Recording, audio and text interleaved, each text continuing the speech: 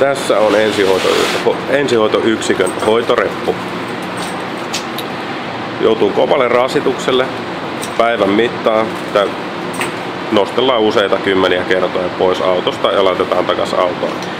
Kun näette, tämä selkäpuoli, joka on täällä lattiaa vasten, on kohtalaisen kulunut jo nyt, vaikka reppu on todella uusi. Ensihoitoyksikön lattia on hyvin karhea. Reppu liikkuu siinä myös ajon aikana ja sitä joudutaan vetämään lattiaa pitkin.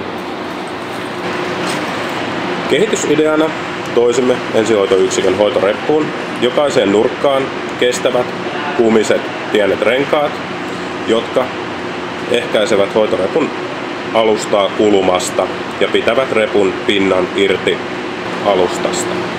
Näihin renkaisiin asennamme yhteisen lukitussysteemin, joka pitää repun paikallaan ajon aikana autossa ja kohteessa.